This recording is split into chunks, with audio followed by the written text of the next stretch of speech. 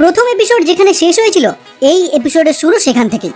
মানে কেটকে হকাই ওই ট্র্যাকস্যুট মাফিয়াদের হাত থেকে বাঁচানোর পর যখন তার থেকে জানতে চায় কে তুমি আর এই স্যুট তোমার কাছে কোথা থেকে এলো, এইবার এই প্রশ্নের উত্তর দেওয়ার আগেই হকাই তাকে জানায় এইভাবে এই স্যুট পরে তোমার এখানে থাকা একদমই উচিত না, চলো তোমাকে তাড়াতাড়ি তোমার বাড়ি পর্যন্ত পৌঁছে দিই।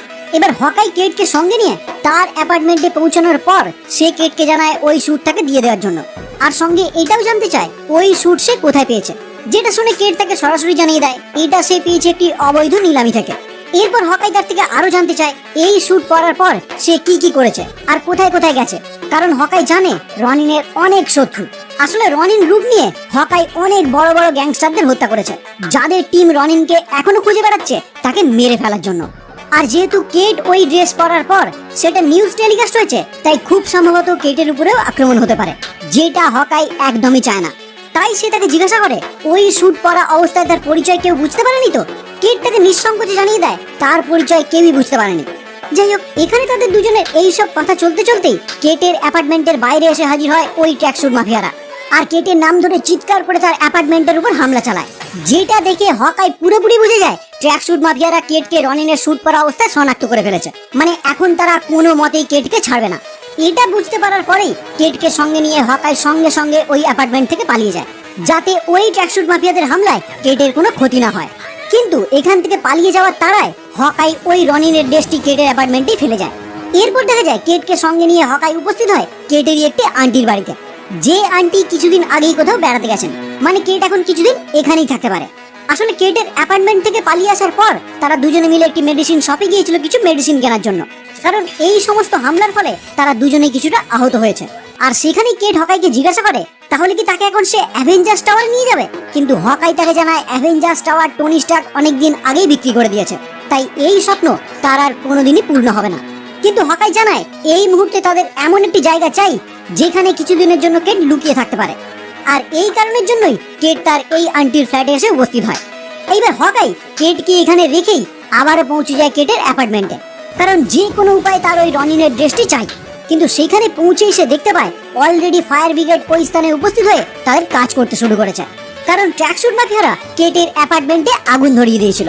এইবার এটা দেখেই হকাই সেখান থেকে একটি ফায়ার ব্রিগেড কর্মীর ড্রেস পরে কেটের অ্যাপার্টমেন্টের ভিতরে প্রবেশ করে, যাতে সবার অলক্ষ্যে সে তার ড্রেসটি হাসিল করতে পারে। কিন্তু ভিতরে গিয়েই ওই ড্রেসটি কোথাও খুঁজে পায় না। এইবার নিরাশ হয়ে বাইরে বেরিয়ে আসার টাইমে সে একটি গাড়িতে এনওয়াইসি লারপার্স নামক একটি গ্রুপের স্টিকার দেখতে পায়। বেসিক্যালি এই এনওয়াইসি লারপার্স গ্রুপ একটি live action role playing event organise করে থাকে, যেখানে সাধারণ মানুষরা বিভিন্ন রকমের ক্যারেক্টারের রূপ নিয়ে নিজেদের মধ্যে ফাইট করে। না, এখানে একদমই ভাববেন না যে তারা রিয়েলি ফাইট করে। ওই ইভেন্টে সকলেই ফাইটিং এর অ্যাক্টিং করে, মানে এক ধরনের এন্টারটেইনিং অর্গানাইজেশন। যাই হোক, এরপর হকাই পুনরায় ফিরে যায় কেটের কাছে, যেখানে আমরা হকাইকে কেটের ক্ষত চিহ্নে ব্যান্ডেড করে দিতে দেখতে পাই। এরপর রাতে ঘুমানোর টাইমে হকাই তার ফোনে এনওয়াইসি লারপার্স গ্রুপের নাম সার্চ করে সেখানে একটি ব্যক্তির রিলস ভিডিও দেখতে পায়, যেখানে ওই ব্যক্তিটি তারই রনিন স্যুট পরে আছে। এর মানে ওই ফায়ার ব্রিগেড কর্মীদের মধ্যে কেউ এই গ্রুপের মেম্বার, তাই কেটের অ্যাপার্টমেন্টে কাজ করার টাইমে সে ওই রকম একটি ড্রেস দেখে নিজের কাছেই রেখে দিয়েছে। এখান থেকে সিন চেঞ্জ হয় নেক্সট দিনে, যেখানে আমরা দেখতে পাই হকাই তার সন্তানদের নিউ ইয়র্ক থেকে বাড়িতে ফেরত পাঠাচ্ছে, কারণ তারা এখানে থাকলে তারাও হকাইয়ের সাথে এই ঝামেলায় জড়িয়ে পড়বে। এখানেই তার সন্তানরা তাকে ছেড়ে না যেতে চাইলে হকাই তাদেরকে কথা দেয় বড়দিনের আগে এসে বাড়িতে ফিরে আসবে, আর এবারের ক্রিসমাস তারা একসাথেই কাটাবে। এখান থেকে হকাই আবারও কেটের কাছে উপস্থিত হয়, যেখানে আমরা দেখতে পাই টিভি নিউজে অলরেডি দেখাতে শুরু করেছে জ্যাকের আঙ্কেল আরমান্ডের মৃত্যুর জন্য রনিনই দায়ী, কারণ আরমান্ডের মৃত্যুর দিন তার বাড়ির চারপাশে রনিনকে দেখা গেছে। এই নিউজ দেখার পর হকাই কেটকে জানায় দেখলে তো এই স্যুটটা কতটা বিপজ্জনক, তাই আমি যতদিন ওই স্যুটটি উদ্ধার করতে না পারছি ততদিন তুমি এই ফ্ল্যাট থেকে একদম বাইরে বেরোবে না। কিন্তু কেট এই কথা শুনতে একদমই রাজি না। সে হকাইকে জানায় তাকে তার মায়ের কাছে যেতেই হবে, আর তাদের একটি সিকিউরিটি কোম্পানি আছে, তাই এখানের থেকে সে তার মায়ের কাছে বেশি সুরক্ষিত থাকবে। এইবার হকাই যখন বুঝতে পারে কেট তার কথা মতো এখানে কিছুতেই থাকবে না, তাই বাধ্য হয়েই সে নিজে কেটকে তার অফিস পর্যন্ত পৌঁছে দেয়। এখানেই কেটকে নিয়ে তাদের অফিসে পৌঁছে দেওয়ার টাইমে আমরা জানতে পারি হকাই কানে একদমই শুনতে পায় না, যে কারণে তার একটি কানে অল টাইম একটি হিয়ারিং মেশিন লাগানো থাকে, যেটার সাহায্যে সে সবকিছু শোনে। আসলে অ্যাভেঞ্জার্স এজ অফ আল্ট্রনের একটি লড়াইয়ের টাইমে হকাই গুরুতরভাবে আহত হয়ে পড়ে, যে কারণে তার কান পুরোপুরি খারাপ হয়ে যায়। এনিওয়ে, এরপর কেটকে অফিসে ছেড়ে দেওয়ার টাইমেই হকাই তাকে তার নাম্বার দিয়ে জানায় হয়তো এটাই আমাদের লাস্ট দেখা। সে ওই ড্রেসটি হাসিল করেই তার বাড়ি ফিরে যাবে। তাই কেট যদি ভবিষ্যতে এই বিষয়ে কোনো প্রবলেমে পড়ে শুধুমাত্র তখনই সে যেন তাকে কল করে, এছাড়া এমনি কল করলেই সে তার নাম্বার ব্লক করে দেবে। এরপর কেট তার অফিসে প্রবেশ করে তার মায়ের সাথে দেখা করার পরেই বুঝতে পারে সেখানে আগে থেকেই জ্যাক উপস্থিত। আসলে কেট আরমান্ডের মৃত্যুর জন্য মনে মনে জ্যাককেই দায়ী করে, যেটাই সে এই মুহূর্তে তার মাকে বলতে চাইছিল, কিন্তু জ্যাক থাকার কারণে সেটা আর সে কিছুতেই বলতে পারে না। তাই রাগে তার মায়ের সাথে কথা বলার টাইমে সে একসময় বলেই দেয়, বাইরের কোনো লোকের সামনে আমি তোমার সাথে কথা বলতে চাই না। এই কথা শুনে তার মা তাকে বোঝায় জ্যাক তাদেরই একজন, বাইরের কেউ না। আর সঙ্গে এটাও জানায় আজ রাতে তারা জ্যাকের বাড়িতেই ডিনার করবে। অন্যদিকে হকাই উপস্থিত হয় সেন্ট্রাল পার্কে, যেখানে সেই এনওয়াইসি গ্রুপের লাইভ অ্যাকশন হয়।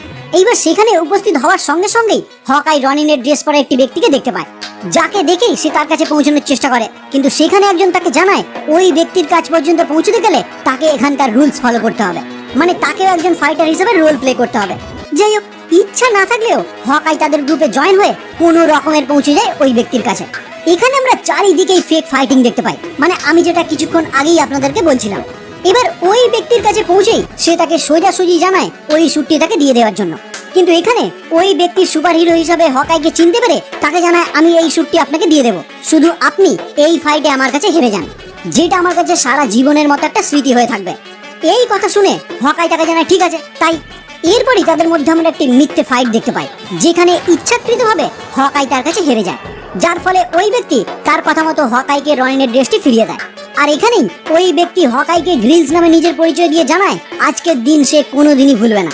এদিকে পুলিশ স্টেশন থেকে কেটকে কল করে বলা হয় নেক্সট দিন সে যেন অবশ্যই তাদের সাথে দেখা করে, কারণ তার অ্যাপার্টমেন্টে যে আগুন লেগেছিল এই বিষয়ে তারা তার সাথে কিছু কথা বলতে চায়। এরপরেই দেখা যায় কেট তার মায়ের সাথে উপস্থিত হয় জ্যাকের বাড়িতে ডিনারের জন্য, যেখানে কথায় কথায় কেট জ্যাককে জিজ্ঞাসা করে আমার মনে হয় তুমি তলোয়ার চালাতে খুব ভালো পারো, সত্যিই কি তাই? জ্যাক তখনই উত্তরে জানায় একটু আধটু পারি। তখনই কেট তাকে বলে তাহলে ফেন্সিং এও নিশ্চয়ই ইন্টারেস্ট আছে। এখানেই বলে দিই ফেন্সিং হলো এমন একটি স্পোর্টস যেখানে দুটি তলোয়ারবাজ সাবধানতার সহিত একে অপরের বিরুদ্ধে ফাইট করে। এই কথায় জ্যাক যখনই জানায় সে এই খেলায় ইন্টারেস্টেড, তখনই তারা দুজনে এই খেলার জন্য রেডি হয়ে যায়। আসলে কেট তার মায়ের সামনে এটা দেখাতে চাইছিল জ্যাক তলোয়ার চালাতে খুবই এক্সপার্ট, আর আরমান্ড যে খুন হয়েছে সেটা তলোয়ারের মাধ্যমে, মানে সে এটা প্রমাণ করার চেষ্টা করছিল আরমান্ডের খুনি জ্যাক। কিন্তু এই খেলার টাইমে জ্যাক ইচ্ছাকৃতভাবে কেটের কাছে হাঁটতে থাকে, যাতে সেখানে উপস্থিত কেটের মা মনে করে জ্যাক তলোয়ারবাজিতে এতটাও ভালো না। কিন্তু এই খেলা শেষ হওয়ার পর কেট অতর্কিতে জ্যাকের উপর হামলা করতে গেলে জ্যাক এক ঝটকায় কেটের হাত থেকে তলোয়ারটি নিচে ফেলে দেয়। এইবার জ্যাক যে একজন অনেক বড় তলোয়ারবাজ এটা পরিষ্কার হওয়ার পরেও সে যখন তার মাকে বোঝানোর চেষ্টা করে জ্যাকের আঙ্কেল আরমান্ড মারা যাওয়ার পিছনে জ্যাকই দায়ী, তখনও তার মা এই কথা পুরোপুরি উড়িয়ে দেয় আর তাকে জানায় এটা পুলিশের কাজ, তুমি এই সব কাজ থেকে সরে আসো। আর এখন তুমি জ্যাকের সাথে যে ব্যবহার করলে সেই কারণে তুমি ওর কাছে ক্ষমা চাও। এরপর জ্যাক নিজে থেকেই কেটের কাছে এগিয়ে এসে তাকে একটি লজেন্স দিতে চাইলে ওই লজেন্স দেখার পরেই কেট সঙ্গে সঙ্গে সেখান থেকে বেরিয়ে যায়। আসলে যে লজেন্সটি জ্যাক তাকে দিতে চাইছিল ওই একই রকম লজেন্স কেট আরমান্ডের বাড়িতেও দেখেছিল, মানে ওই লজেন্সের কারণেই জ্যাকের উপর সন্দেহ তার আরো বেড়ে যায়। অন্যদিকে দেখা যায় হকাই রনিনের স্যুট উদ্ধার করার পর সেটা সে একটি লকারে রেখে তার ওয়াইফকে কল করে জানায় তার ফিরতে আরো কদিন লেট হবে, কিন্তু ক্রিসমাসের আগে সে অবশ্যই ফিরবে। আর কেন তাড়াতাড়ি ফিরতে পারবে না এর কারণ হিসেবে সে জানায় রনিনের স্যুটের কারণে একটি বাচ্চা মেয়ে প্রবলেমে পড়েছে, তাই ওই প্রবলেম মিটিয়ে তারপরেই সে আসবে। এরপরই দেখা যায় হকাই ইচ্ছাকৃতভাবে ওই ট্র্যাকস্যুট মাফিয়াদের হাতে ধরা দেয়। আসলে হকাইয়ের উদ্দেশ্য ছিল সে যে কোনো প্রকারে ওই মাফিয়া গ্যাংয়ের লিডারের সাথে কথা বলবে, যাতে রনিনের কেস সে এখানেই সমাপ্ত করতে পারে, মানে এই কারণে কেট যেন ভবিষ্যতে আর বিপদে না পড়ে। এইবার হকাইকে ধরে আনার পর তাকে কিছু জিজ্ঞাসা করার আগেই হকাই তাদেরকে জানায় সে তাদের বসের সাথে কথা বলতে চায়। এমনকি হকাই ক্ষণিকের মধ্যেই তার হাতের বাঁধন খুলে ফেলে, যে কারণে সেখানে উপস্থিত সকল ট্র্যাকস্যুট মাফিয়া তার দিকে গান পয়েন্ট করে। ঠিক এই টাইমেই সেখানে উপস্থিত হয় কেট। আসলে কেট বাড়ি থেকে বেরিয়ে হকাইয়ের সাথে যোগাযোগ করতে চেয়েছিল, যাতে সে জ্যাক সম্বন্ধে তাকে জানাতে পারে, কিন্তু সে কোনো রকম ভাবেই তাকে ফোনে পাচ্ছিল না। এই কারণেই কেট তাদের সিকিউরিটি কোম্পানির একটি অ্যাপ ইউজ করে হকাইয়ের ফোনের লোকেশন ট্র্যাক করে ফেলে, আর তারপরেই সে পৌঁছে যায় এই স্থানে।